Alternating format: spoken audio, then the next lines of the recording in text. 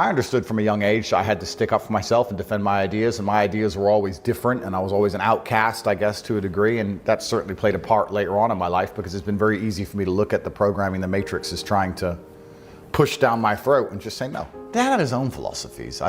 We definitely never read any philosophical books. We didn't study any old philosophers, but he'd say things now which you can even still see his Twitter. If you want to see a philosopher, you can go through his Twitter now and see all of the things he was saying when he was still alive. Yeah. But I think life is actually pretty simple. There's action and reaction, there's cause and effect. There's brave people and there's cowards. A lot of people are self-interested. And if you understand the basis of these motivations, it's not difficult to work out why the world functions the way it does. And cause and effect and action and reaction are very real. And I think one of the largest plagues we have in the world today is a lack of action amongst people, and deciding not to act is an action in and of itself, right? And that's the only philosophy you need for life. If you want something to move, you have to move it. If you sit and wait for somebody else to move it, you're a coward. And you're just hoping it's gonna happen. And that's why I don't understand when a lot of people who see where the world is going and see the future that's gonna be laid out for their children kind of just hope and pray. A lot of people, I think all men are born with a masculine desire to conquer Earth. And I think you're only going to be happy if you're conquering. But if you're living a semi-comfortable life and your mother is nice to you and you're not under any pressure and the Matrix is telling you it's fine to just be average, well, then you're going to be sitting there being average. I was never comforted. I was never given an easy life. I never had anyone in my life who was saying, don't worry, Andrew, it's okay to just be this guy. I was told the opposite all the time. I don't know if the fire inside of me is any bigger than it is inside of every other man. And I think that every man at home watching this, if they don't have the things they want in life, should feel a degree of resentment towards themselves or disappointment, understanding that they have the same desire and drive that I have. They just allowed themselves to be psyoped out of it. They've allowed the Matrix or whoever to convince them it's okay to not be the man they could be. And I never allowed anybody to do that to me.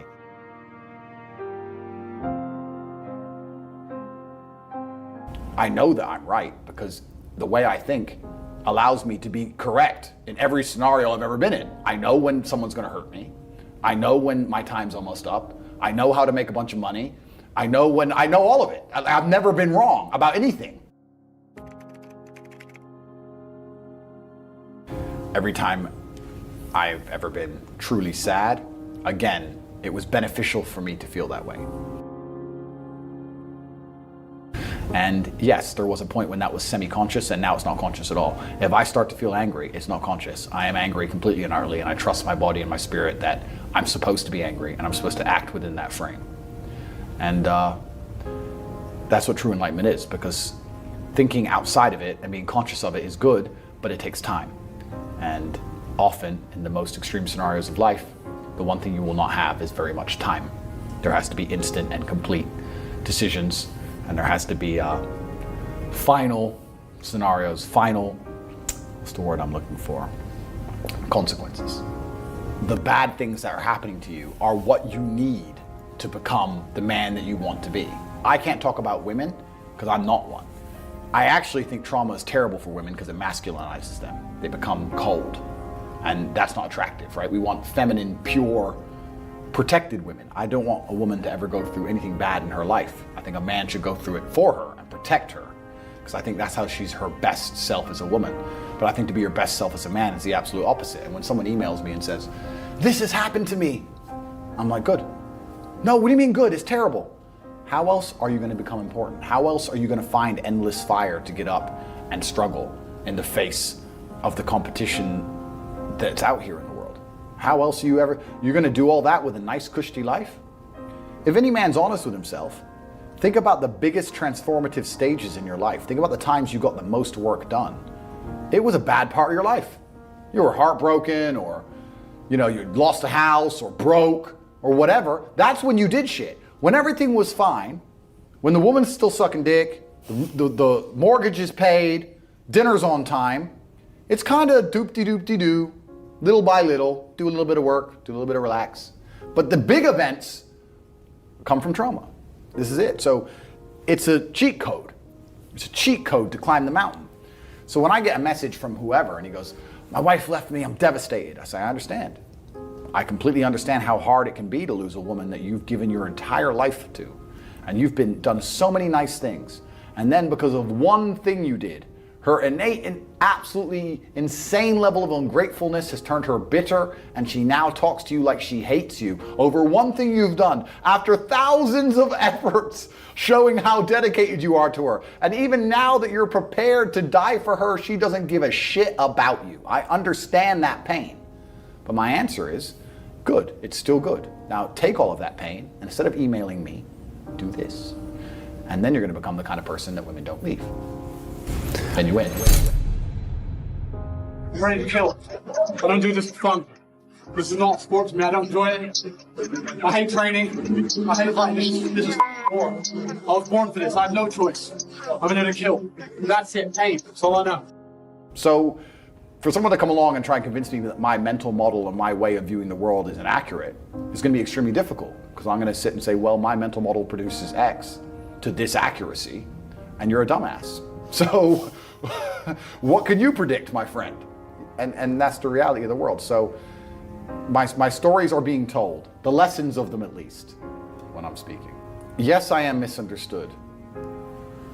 I'm misunderstood because the things I say are a large web of nuance, and they're interlinked. And if you take one individual part from the web, then completely I understand how some things can be massively misunderstood. I also understand that most people have no interest in the truth and no interest in digging deeper and finding out the truth about a person or a scenario. If you have 2 arms and 2 legs and you can think, and you're not trying your absolute best, that's the reason you're not lucky. He doesn't like you. He likes the people which show him the beauty of his own creation. He likes to give somebody building blocks and them to build something amazing. It's the best thing about being a man. You get to build who you are, right? You can decide if you want to be a funny comedian or a musician or a kickboxing world champion or fight the Matrix. You can decide whatever you want to be. God loves to see that. Those people, for some reason, seem to be enormously lucky, right? The person who goes, I don't have to prove anything to God. I don't owe all of my ancestors any effort. You know, for 5,000 years, people were dodging saber-toothed tigers and catching the plague and running from Genghis Khan just for my stupid ass to be born. I don't owe them anything. I don't owe them a thing because I want to play video games. These people are fucking losers. You should walk through earth with force inside of you. As I walked into this hotel reception, everybody looked. Not because they know who I am, but because as I move, even if it's behind their head, people feel something and they go, it's an energy that comes from brutal competence. It's almost like an evolutionary thing where a rabbit can just smell a fox. It just knows. That's what happens when a predator walks in a room, even amongst humans. You pay attention next time you're in a restaurant. If a man who's truly dangerous walks in, nearly every other man kind of looks up at the same time. You feel it. You need to or you don't survive. We've evolved with that to live. That's who I am. I couldn't imagine not being that man. I've done that because I've been trying to prove myself to my lineage my entire life. I wake up every day with something to prove. I have hundreds of millions of dollars. I wake up and think, fuck, more. I'm in fantastic shape, 4 times world champion. Fighting the Matrix out here by myself, more. I will have to be braver. I must try harder. All I do is prove myself. So when I hear people go, I don't have nothing to prove, then you're a fucking loser. Peasants have never felt like they needed to prove anything. But kings felt like they needed to go and conquer land. Isn't that it's coincidental that the king, who already had it all, felt like he needed to go to some far-flung land and conquer it and take it and prove he's the king. But the peasants, oh, I don't have to prove nothing to nobody. You're a fucking loser then. You're a dummy. I absolutely and utterly completely have everything to prove to everybody all of the time. That's who I am. I will prove anything to anybody. If I sit and say X, I will prove it to anyone. I can be checked at any time. If someone would have come up to me in that lobby and argued with my ideas, I would have proved that my ideas are sound. If they would have attacked me, I would have destroyed them completely and absolutely. That's who I am. So yes, I have a lot to prove, my friend. And until the day I die, it will remain that. And this is the true height of the slave mind. If you can convince somebody to have a strong emotional reaction about a subject they don't even understand, imagine the level of slave these people are. Imagine if every time you saw the color red, you just lost your mind. You're a slave. You're controlled. Every single time I've been furiously angry or even in a murderous rage, it's been a very appropriate time to be so. And I don't mean appropriate because of the reasoning. I'm not saying I had a good reason to be angry. I'm saying that it was the best decision at the time. Every time I've ever been truly sad, again, it was beneficial for me to feel that way. There are times in life when murderous rage is the best possible option on the table. There are times in life where if you're genuinely threatened, the best possible emotion you can feel is murderous rage, right? There's times when it's appropriate. There's times when it's good to be sad, and there's times when it's good to be empathetic, and there's times when it's good to be ruthlessly psychopathically cold. So I think enlightenment is making sure that your brain and soul and spirit are trained in a way that the emotions you feel at any given time are the best possible card in the deck. Of all the options you have in the playbook, depending on the scenario, your own spirit gives you the exact perfect way to feel to handle that scenario in the most effective and compendious way possible. I knew I needed to become successful and become a kickboxer and get money. And I knew all of these things from a very young age. And I remember being 17, 18, seeing a Ferrari on the street and being like, fuck, I need to get one of them. I just kind of knew inside. And I knew it, and it's worked out for me. That's all great. But now I use hypergamia against women completely because I know that they'd rather share an alpha than have 100% of a beta. Right. I know that even though they may sleep with me and then cry their eyes out the next day because I'm with some other girl, but I know they're not going to leave. If you always have a higher purpose, then a woman can never truly control you, and she can never truly destroy you, and your frame can't be broken. If I had to go train for a fight and the girl was complaining, well, then she could fuck off and leave because I ain't getting my ass kicked for nobody, not you or no one else. I have to go fight in front of 10,000 people, so I don't care if it's your birthday. I'm going to the fucking gym. I don't care. Put someone in front of me. Put someone in front of me. That's all I have to say. Do I enjoy training? No. Do I enjoy cutting weight? No. Am I nervous? Yes. Do I think to myself, what am I doing? Yes. Completely. Unfortunately, it's one of those things you're either born with or you're not. And the only way I can explain it to try and make it make any sense is that if I'm not doing something which is either extremely difficult or extremely stressful, I'm in a perpetual state of crippling boredom. I can't explain it. I see other people live their lives and they're like, oh, I can't wait for the weekend because I want to watch this movie. I think, who cares about a movie? You're looking forward to the weekend for a movie? Looking forward to the weekend to get drunk? Like, these things to me are so mundane. They mean nothing. And if I don't fight, if I'm not in a situation where I'm stressed or worried or concerned, I'm just perpetually bored. And boredom's crippling. If you're an intelligent person and you've got a good brain on your shoulders, you can't just sit there bored, you know? So most smart people take the academic route to avoid boredom. They learn, but that's never really interested me either. Although I've always been an intelligent guy and I've always done well academically, it never really interested me. And then I see people climb Mount Everest or jump off buildings or do base jumping, or the guy who jumped from space. People think, what's he doing? He's crazy. I understand. Because some people can't live normal lives. Some people cannot just function 9 to 5 office job, get drunk at the weekends. That is not for some individuals, and it's not for me. So I have to find something which keeps me physically tired enough to stop me going AWOL, and mentally tired enough. And I've chosen fighting, because without this, when I'm not in training, I wake up every day and think, okay, what am I gonna do today? It's 9 a.m. on a Tuesday, I'm bored, everyone's at work, I'm bored, and I'll end up doing something crazy. I'll either end up drunk, or on the Eurostar, or, you know, it's just a random lifestyle, because I'm constantly looking for never-ending entertainment, and it doesn't exist. I think the only thing that could stop me fighting is if I had enough money to constantly entertain myself. Unless I'm a billionaire, I need something that keeps me focused and keeps me occupied in life. With fighting, I have to train twice a day, and I have to train hard, and the stress it brings in every aspect can replace fun, and my mind is occupied. It occupies me. It's the only way I can try and explain it. It occupies me, and I could never stop doing this even if I lost 100 fights, because I'm not built to live a normal existence. I can't do it. I couldn't just have a kid with some girl and sit at home and work a little bit and relax. I've never relaxed my entire life. I don't know what relaxing is. It's just not me.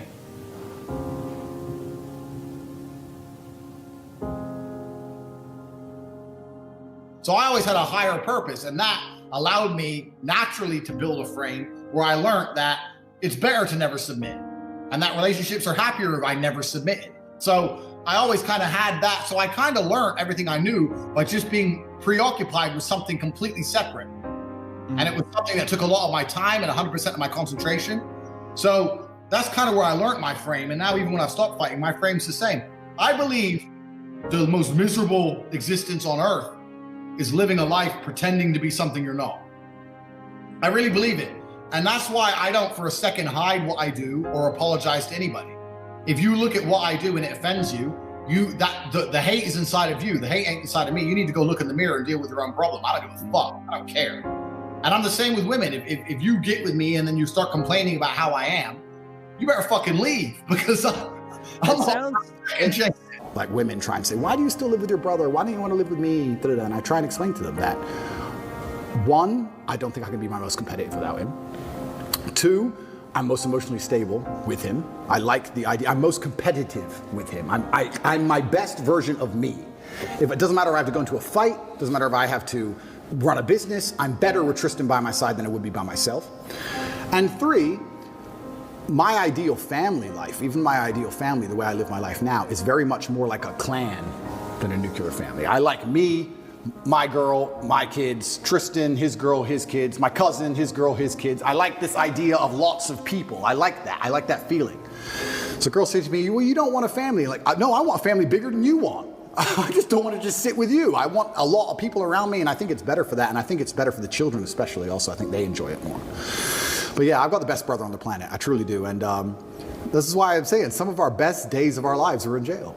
If I feel extremely happy and excited, I'm going to use that as motivation or energy to do amazing things and do good and work hard. If I feel absolutely depressed and distraught, I'm going to use that as endless energy and motivation to do amazing things and work hard. It doesn't matter what you give me. Energy cannot be destroyed. It can only be converted and transferred. It doesn't matter what fuel you give me. If you give me diesel, petrol, kerosene, vodka, doesn't matter what you put inside of my engine. Hard work is going to come out. Absolutely. That's all I know how to do. Yeah. That's all I know how to do. It doesn't matter what fuel you put in my engine. My engine only knows how to do one thing, and that is succeed. That's all I know how to do. Yeah. So it doesn't matter what you feed me with. I'm going to be massively successful regardless. Yeah. Doesn't change anything. Yeah. I was now the oldest man alive in the Tate family. I had to look after my mother and my siblings and take care of people.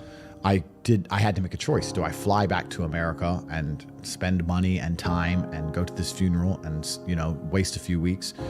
Or do I sit here and just focus on this enterprise and make sure that it cannot fail? And we talked earlier about speed. Most people go, it's only 2 weeks. It's only a week. It's only a week. The people who say it's only a week are the people who are broke. They don't value time. That's the reason you're all poor, because you say it's only a week. So, it's tomorrow. Oh, I'll do it later. It's only an hour. It's only a day. It's only a minute. You are competing against people like me. We do not waste a second. I just personally could never sleep at night knowing, I got 100 million in property. I'm good. Because I'd be like, I don't have anything. I have to be quiet and I have to be careful. And if they don't like me, they'll get me. That to me doesn't feel like ownership. Ownership is they can't take that off of me. That's true ownership. So you don't own property. It's a scam. It's a lie. Let me give you a quick story. I bought an Aston Martin DBS 3 months ago. I pulled up outside the hotel. I bought it in London. I pulled up at the hotel. I parked in the double yellow. I left it there. Traffic warden was right there. So I'm going to give you a ticket. And I said, bro, have you ever seen James Bond look for parking? Give me a fucking ticket. Don't care. Put a ticket on it. Went in the hotel. Stayed in the hotel come on, I'm busy. Stayed in the hotel for 4 days. Ticket. It came out to a window. It was on my Instagram before they deleted it. A window of tickets. Now, how do they enforce those tickets? Well, we said they'll take your home off you, right? I don't own anything. I don't even own that car. And the car's not in the country anymore. It's sitting in my house in Bulgaria. So now what the fuck are you gonna do? So I got thousands and thousands of pounds of parking tickets, and guess what happened? Nothing. Zero.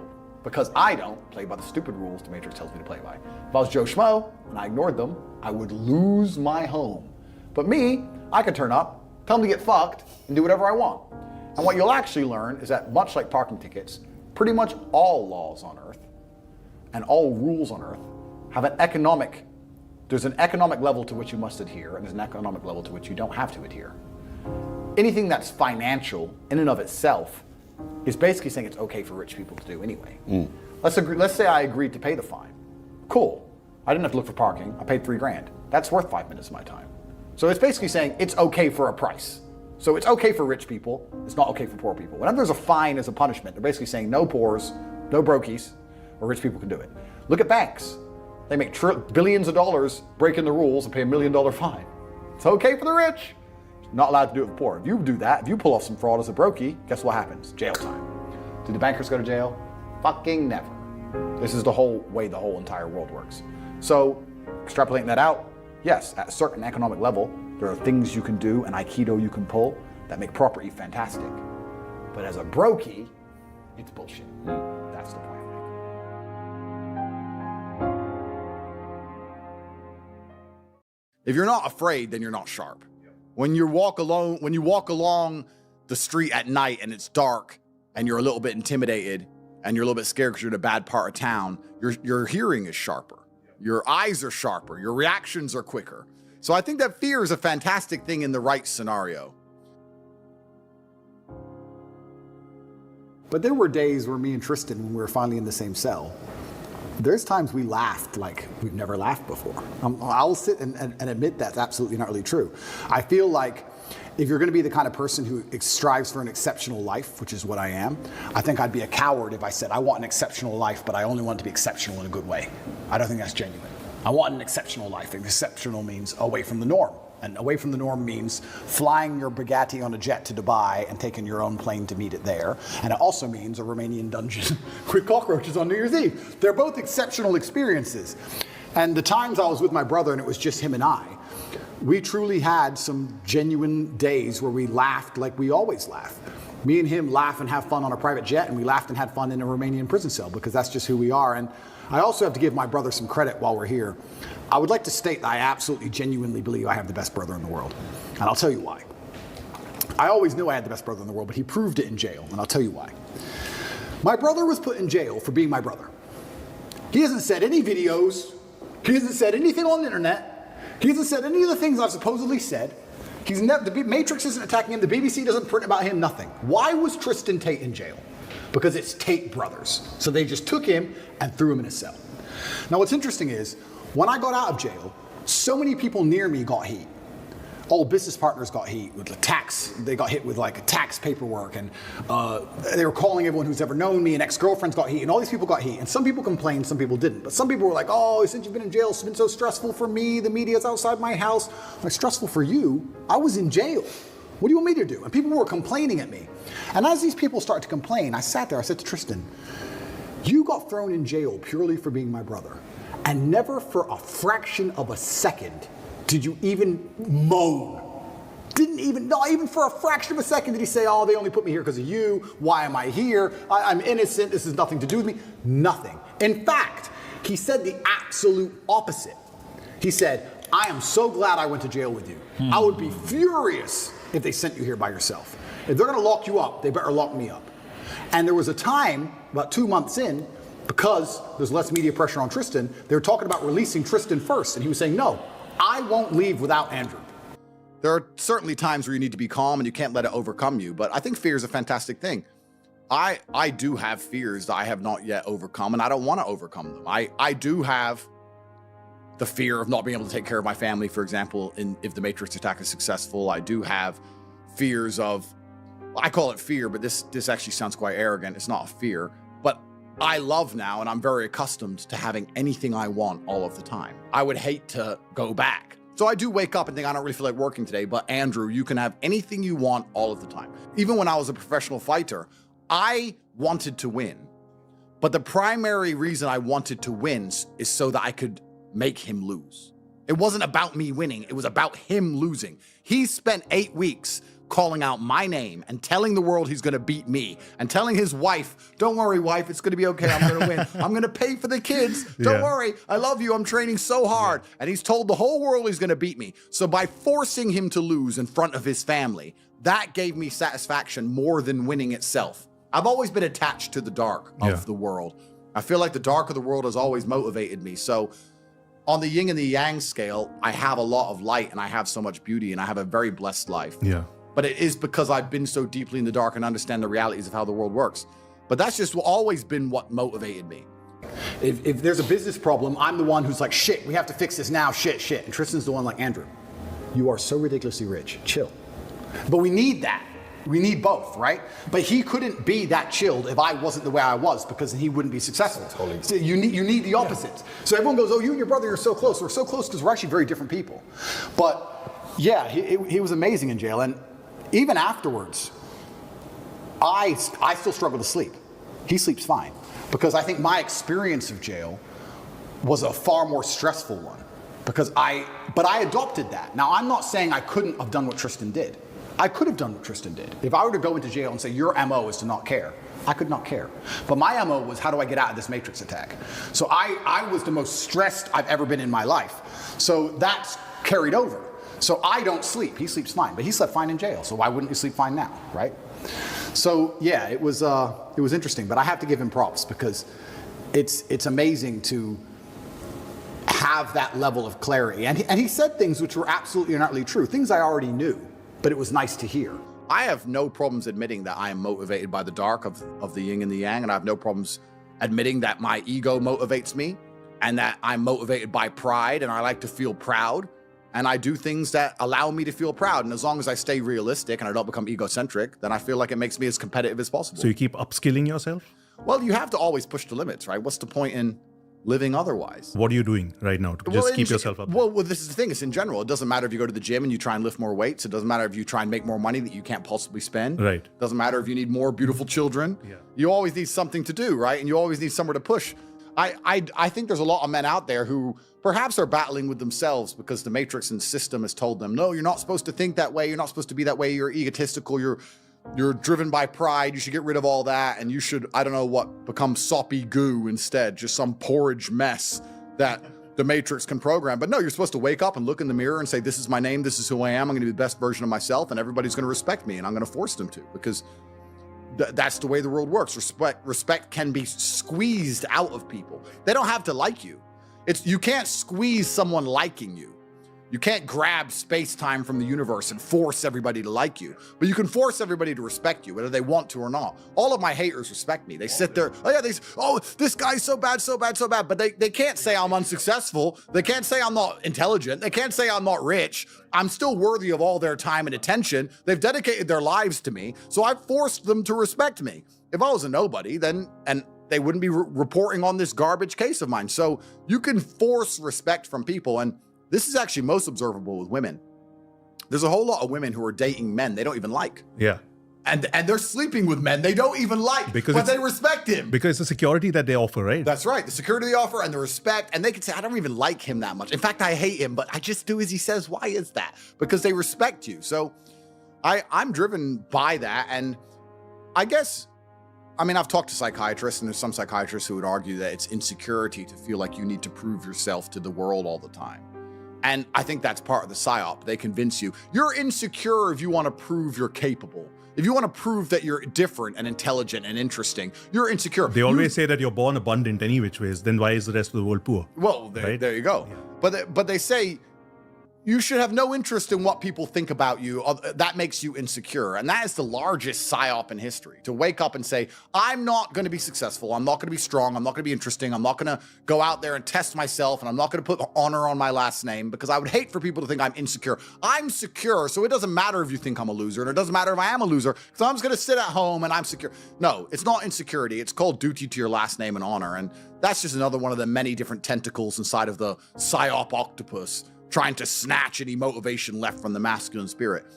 If I was a man who was unsuccessful and I hadn't met my physical capability or my financial capability or my mental capability or my spiritual capability, I would be insecure. I would sit and say, this is a failed version of who Andrew Tate could be, and I'm not happy with who it is. And I think that every man should be like that, so he gets up off his ass and does something. I learned my mindset in battle. My mindset is 87 professional fights. My mindset was learned in the reality of the real world. Yeah. Your winner, fighting out of the blue corner from the USA, Andrew the King Cobra Tate!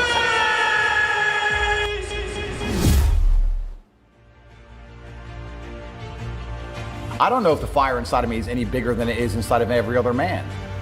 And I think that every man at home watching this, if they don't have the things they want in life, should feel a degree of resentment towards themselves or disappointment, understanding that they have the same desire and drive that I have. They just allowed themselves to be psyoped out of it.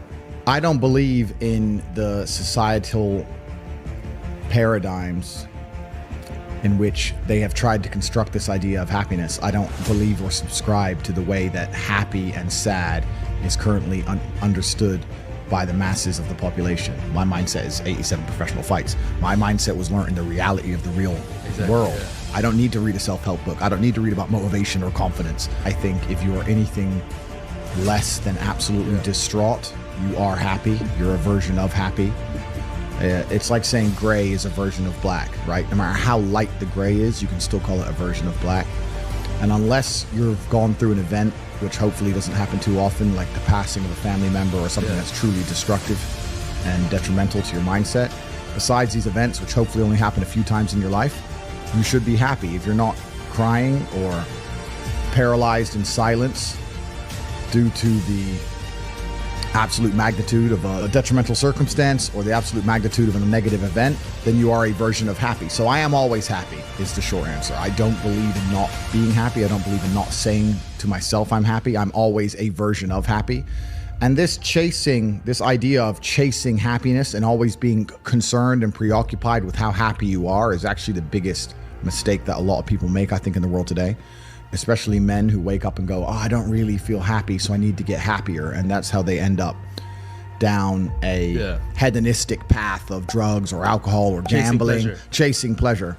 I don't care how I feel.